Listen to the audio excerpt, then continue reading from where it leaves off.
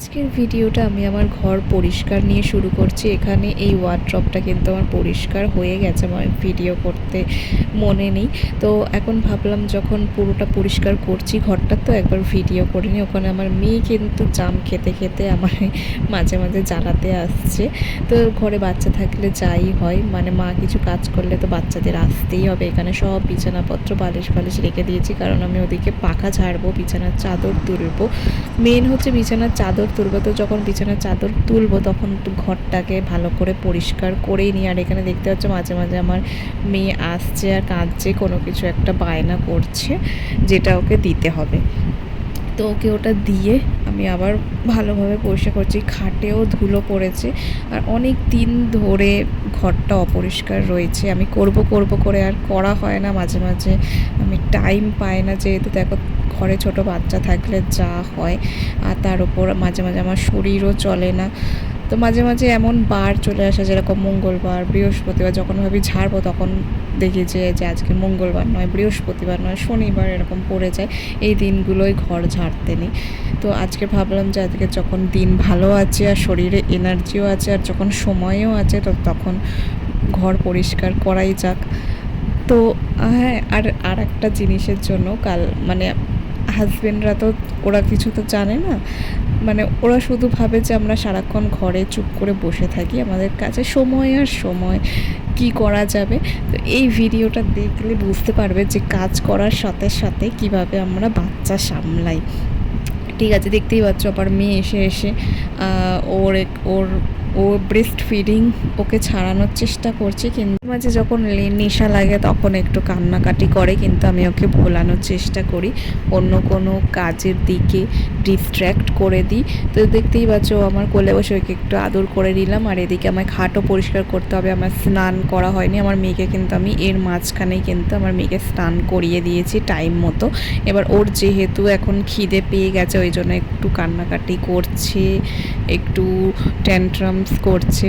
তো আমি তাই জন্য তাড়াতাড়ি, মানে যেখানে আমার ঘর পরিষ্কার হয়তো আধ ঘন্টার মধ্যে হয়ে যাবে, সেখানে আমার 1 ঘন্টা লেগে যাচ্ছে, কারণ আমার বাচ্চাটাকেও সামলাতে হচ্ছে।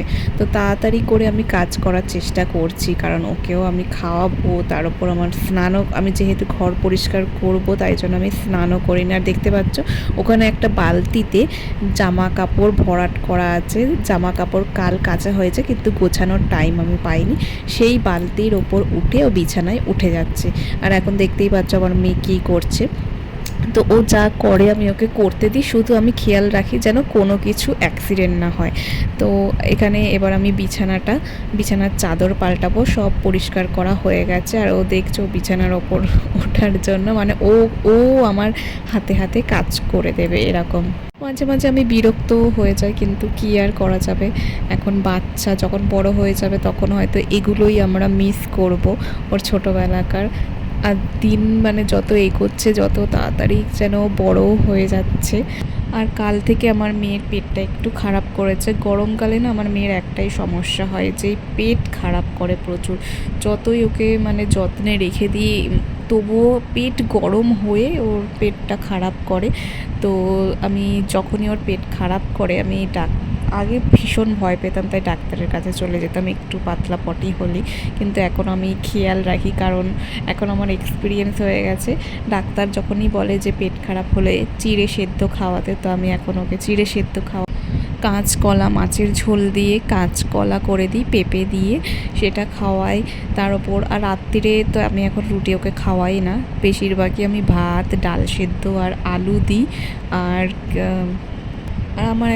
আমার মেয়ের প্রবলেম হচ্ছে যে ওআরএস একদম খেতে চায় না। মানে ও যখন ঘুমায়, ঘুমন্ত অবস্থায় ওকে একটু যদি দিই তখন ওই যা একটু টানবে বোতলে করে, ব্যাস। কিন্তু যখন ও জেগে থাকবে তখন ওকে কিছুতেই ওআরএস খাওয়ানো যাবে না, মানে জোর করেও খাওয়ানো যাবে না, এমন অবস্থা। তো আমার পুরো ঘর পরিষ্কার হয়ে গেছে, মানে নিচে যে ঝুলগুলো পড়েছিল সেগুলো ভালো করে আমি ঝাড় দিয়ে দিচ্ছি। এবার আমি স্নান করতে যাব, ওদিকে জানলাটা বন্ধ করে দেবো, কারণ জানলা দিয়ে ভীষণ তাপ আছে। তো আজকের ভিডিওটা আমি এখানেই শেষ করছি, আবার দেখাবে অন্য কোনো